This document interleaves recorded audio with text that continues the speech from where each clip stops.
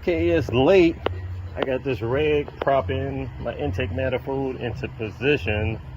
This would be the ultimate position for me to try to get. This is very close, but having the plenum rotated on an angle, that's a tight V. But that incorporates the spacer as well as underneath the car, giving me, as you can see, a very nice clearance from the radiator. Easy ½ an inch. We're looking closer to about 3/4 of an inch from the radiator. That's a nice little distance right there if I can maintain an angle like that. Okay, got a few more goodies in for the TT project. I got a little mini cutoff saw, and this is going to be for modifying my injectors. I got the U-pipes in the big box, and this is a 4-inch U-pipe. This bad boy is huge. So on one end will fit, let me grab some parts from my stash over here.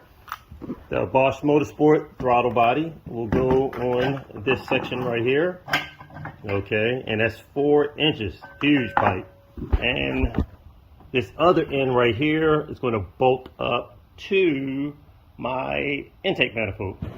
So in one of these packages, I'm not going to share the information with bro. I'm just going to put it on the vehicle and let it be known it will make some more horsepower. And in this box right here, I decided to step up the alternator. So let me do a pause and open it up real quick. So I decided to go, and I'm pretty sure this is an alternator, it's pretty heavy. Let's take a look. Yes. So I decided to step it up to a alternator that's kicking out quite a bit more current. Our original alternator that's on our vehicle is putting out 140 amps. And then I installed a 190 amp alternator, and I just said, you know what, let me just go ahead for the gusto, because I'm going to put the same on mine, and I'm going to put the same on my brother's car, a 220 amp alternator. So this is putting out some nice current. This should help with all the extra accessories that we're putting on the car, with the larger injectors, because instead of running just standard 6 injectors, we're running 12 injectors. So this will help out with the extra injectors for the high volume electric fuel pump and all the extra sensors and anything else that we're putting on the vehicle for controlling the operation. So this will help out quite a bit, that extra current, especially with our high output ignition coils, primarily for that. When this thing starts making some big boost, those coils are going to be drawing some amps as we're dwelling them out, just to get as much charge out of them as possible to ignite our combustion mixture. So we're going to need as much current as possible. And I'm not even sure what's in these boxes. This is the teaser. I'm not even going to tell my brother what this is. I'm just going to install it on the car. We'll make some extra power, and I'm going to just keep it moving. I don't want this. Quite a bit of information he was sharing on YouTube, and I can't give out with so much info. Just a little bit, but not too much, because then everybody's going to be jumping on the bandwagon anyway. So I can only give out with so much. So some of the things I got to keep to myself, and we just make that big power. A few videos, we had to pull them off the shelf, because a few videos he was releasing gave way too much information, way too much. We would have people jumping on the bandwagon, and some of the information that I released to him will resolve some of the issues that many performance companies have been encountering over the past 15 and 20 years with the VR6 engine. And I believe that I resolved quite a few of those issues. I'm just keep it real. And we're not ready to divulge that information to the public yet. We're just going to make some power, test it out, see how far we can get to that 2K mark with our stage 3 setup. And I'm hoping the stage 3 to exceed that. And then it will show for sure that my modifications worked well to push us over the 2,000 horsepower mark. So in a few of those other packages, came our oil cooler adapters. So these are going to come in handy. These things will work great for what I'm going to use and set up in our engine compartment. I rotated the coolant line almost 180 degrees because originally one of the coolant pipes that leads from the water pump was aimed upward, and it was interfering with the center feed intake manifold that I put on the car. And when I rotated that pipe downward, it interfered with the factory water to oil cooler. And to solve that problem, what I'm gonna do is run external ones. So the red one is for Teddy's car, of course, the silver one is for mine. And that will eliminate a couple things. This will give me the proper clearance that I need in the engine compartment for my coolant pipe, as well as eliminating any possibility for having failure with the factory water to oil cooler, having any problem with that failing and mixing coolant without oil. Some of the older models and a few vehicles have had problems leaking for whatever reason, and running a high power turbo engine, we don't want to take any chances of just having oil contamination. So either way, like I said, I'm knocking out two birds with one stone. Getting the proper clearance, as well as bingo, having a nice external oil cooler that I can run a 16 or 24 row oil cooler and get that extra cooling efficiency. Okay, this is what I did this evening. I had to get the right offset angle to tack weld my backing plate for my intake plenum. I had to get that offset correct, and it was a little tedious. I got some pie cuts that I can give for an example. Let me pull those out. Here's my spaghetti of pie cuts. So I had to play around with different offsets to find that proper angle that I needed to tack weld my flex plate on, and it took a little trial and error. Luckily, I got several pieces of piping that I bought, and I started off with this tube, and these are the remaining pieces that make up all of that, and I have my right angle. So it appears 60 degrees is the one that works great for me. I don't know for sure. I'm going to tack weld it in position, so I should be able to use at least 4 of these. Out of this, I would just have to trim them down to clean them up, which is not bad. And then if that works out fine, then all I have to do is just cut 2 little small pieces off of here, and we'll be good to go. So, but what I'm going to do is I'll make sure both of these are even, sand them down, tack weld them on each side, and then tack weld my backing plate on here also, and then we can go from there. But I'm not sure if I can get a good reference because it's a little dark out here and I don't have my spotlight up, but just for a reference, if I position this, as you can see right here, somewhere like this on this angle and get it down closer, that would be the way to go. And you can see, like, from the top, we would be aimed directly at that port, but that would drop me onto these and give me enough clearance without making contact to my fuel rail. So that gives me like around 3/8 of an inch, which is not bad. So once I tack weld it in place, I have a better reference, and we'll see how that works. So once I get it tack welded, the sleeves or tubes tack welded to my flange for my cylinder head, and then tack weld my backing plate for my intake plenum. Then I'll bolt on the spacer as well as the plenum and take a look to see what type of clearance we have from our radiator. So to be continued. Trimming down my pie cut. Check out that thin slice.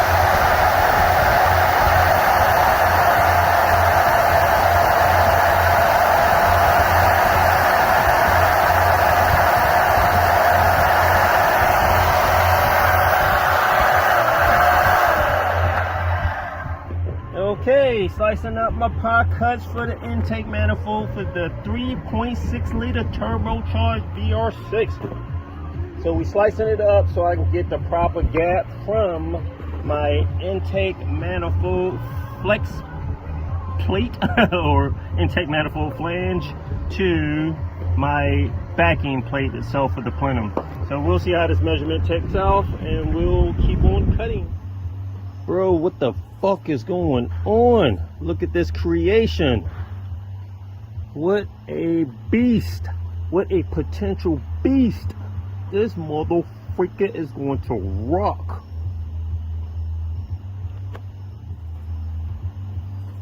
Alright, doing some placement. This is the angle that I need the intake manifold in. I need that plenum welded on an angle like that. That'll give me clearance from the radiator. That'll allow plenty of volume to be pushed into that motor, along with quick spooling of the turbo. Let's make this bad boy rock. Okay, these frogs just love my brother's car. Look at this one, hiding. They've been sleeping up here every night. This is the second frog that ran away from here. Actually, the third. Yeah, we looking at you. Yes, fat little frog. This thing is fat. And I'm not sure they love this car for some reason. I know they kind of got like a brownish color, and the other one that ran away was a little bit lighter. But I'm gonna just leave you alone. I'm gonna go ahead and do my work. I don't know if you're trying to signify that this bad boy is gonna be sticking to the road when we put those 4 slicks up on this joint. But either way, I'll go with the flow. You do your thing, and I'm gonna keep doing mine. Damn. Look at that. When I even unveiled the engine, even the frog had to turn around and look and say, damn, what the freak is that? Yes, that's the big turbo froggy. The frog even turned around at attention looking at this joint. So this is my plans for today. I'm not going to mount the 220 amp alternator. I am going to tack weld 2 of these, one on each side of my pie cut pipes, sleeves, tubing, whatever you want to call it, and tack weld this to my intake manifold flange on my cylinder head. And to get a baseline reference before I start cutting the other pipe work of I'm sorry, I'm distracted. I have an audience. This little frog jumping around and looking at what I'm looking at. So, I'm sorry, back to what I was saying. I'm going to tack weld the pie cuts to this and the back of the plenum flange and get a baseline reference of how close the plenum is to the radiator before I cut the rest of the pipes. So I'm about to set that up now. I just grabbed a random piece of sleeving that I cut, and let's go through my garage full of VR6 engines and dual clutch transmissions. But I just, did a quick tack weld on a pipe just to test it out for reference, and the penetration is fairly good. So just something light just to give a quick tack, and we'll tack weld those sleeves in place just to see what we get.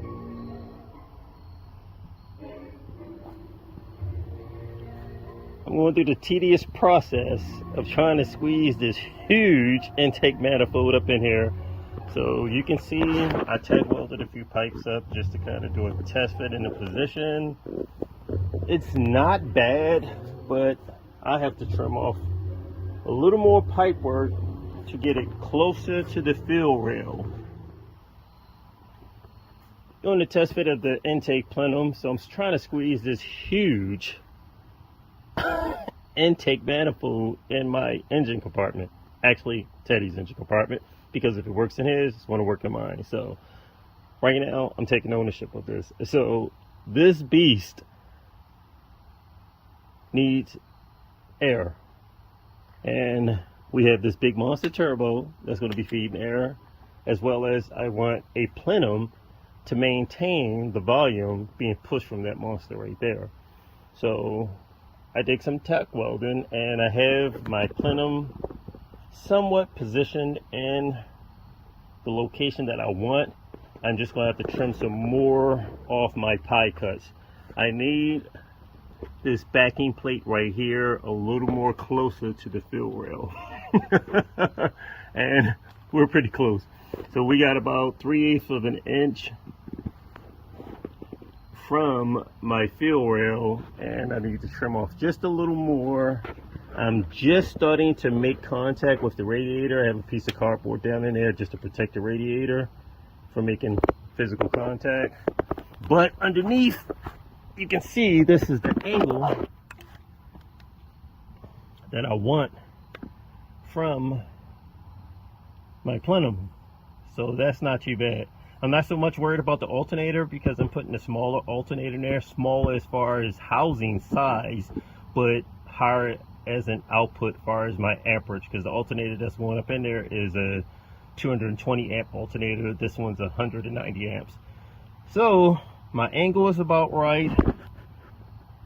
I have enough room to squeeze a 4-inch pipe up in there, but now I just got to get that a little bit further away from my alternator, which will be nice, and a little further away from my radiator. So that'll work, but we have to trim off a little bit more. I said the angle was pretty good. Yes, the angle was good, but we have to trim back a little more for that. And check out those big deers running through my backyard. Them bad boys are big. There's a school of them, and they're having fun. And they're looking at me too.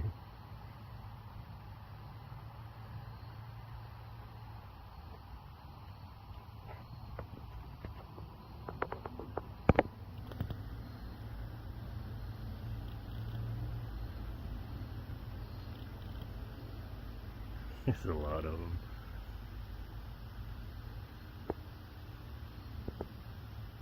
So I guess we're having a staring contest. I come in peace.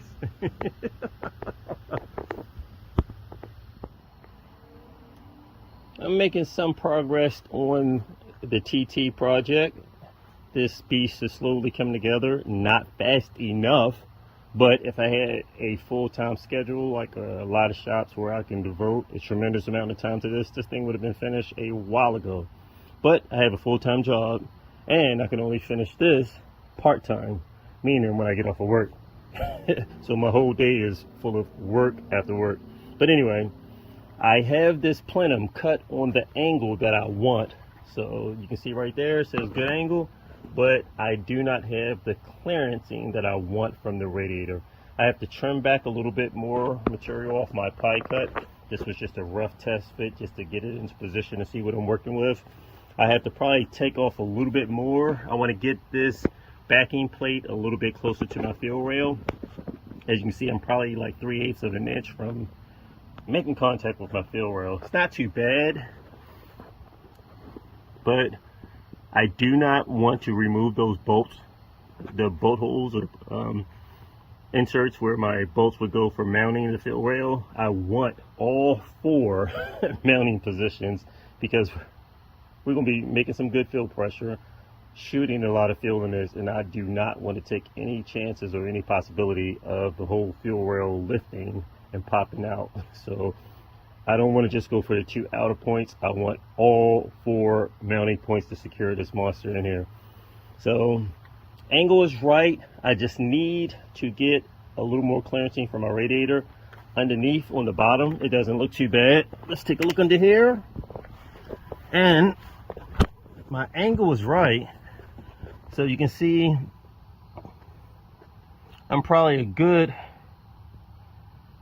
I want to say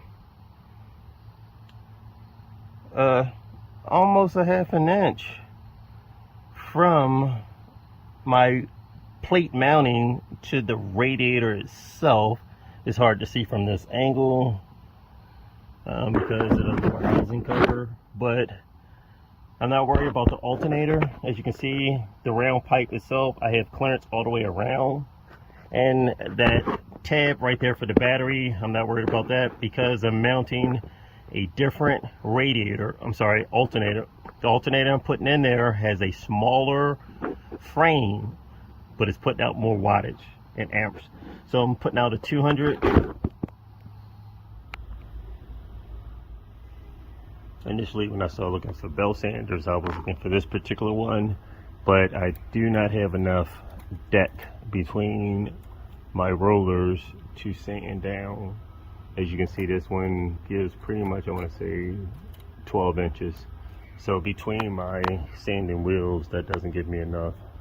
But with this larger 48-inch sander, that'll give me enough, more than what I need, which will turn out excellent. And this is 6 inches in wide. So this is the baby. Let's get it. Get the box, take it home, pull it out the box and assemble it. So a lot of the people online that was putting these things together, they wasn't too happy about the time it took to put together. But overall, it's pretty much a heavy duty, solid casting, pretty much durable unit. Okay, got this baby in the car. Let's go ahead and take it home and rip it out the box and put it together. This definitely would not have fit in my TT unless I squeezed it in the passenger seat, which would have been a tight squeeze. Just got in the house with this heavy belt sander. This thing weighs, like they said, easy 100+ pounds. I was my own forklift carrying this thing, but it definitely has some weight to it. Got that with the belts, and I'm going to put this together. Some huge 4-inch U-bends in there for our inlet feed from the intercooler to the intake manifold. So those are some big pipes right there. But let's go ahead, get this thing put together, and then tomorrow I can go ahead, weld up my pie cuts and start sanding everything even to match up with my Skunk 2 backing plate, and then get everything leveled out and then start welding it together.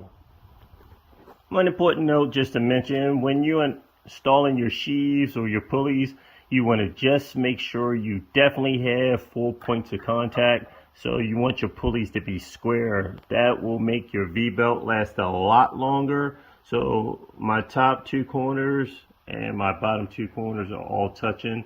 You want each point making contact with your pulley. Here, here, here, and here. 4 points of contact. That way you know your pulleys are square and your V-belt will last a lot longer. Finished assembly of my belt sander. Right now I'm about to track it.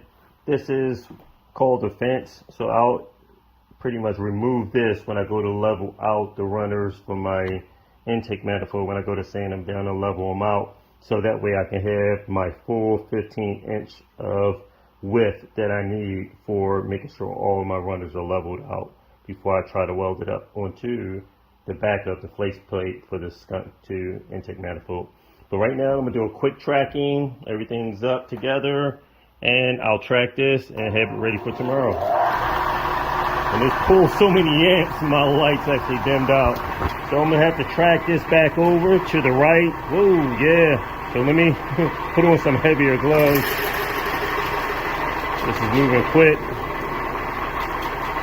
There we go. Got some pretty quick RPM. Bring it back over a little bit more to my left. Pretty much want it centered on my roller. Not too bad. Just a hair more to my left and I'll be good to go. But really you want to let it run for a good 2 or 3 minutes to make sure your tracking's off. Now actually it squared itself up pretty good. Once everything's squared up, I can actually lock these nuts down on the side. I'm used to tracking conveyor belts for the companies that I work with. So tracking is fairly easy. As you see, I've tracked it up pretty quick.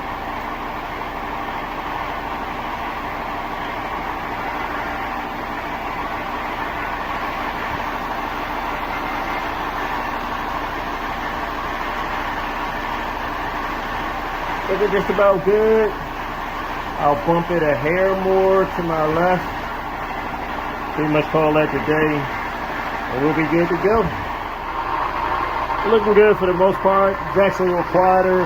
That's just the start rattling. I take it off. You can hear it's a lot quieter. It's just a vibration from the start that's on here. But we look fairly good. I'm gonna just let that eat and call it the day.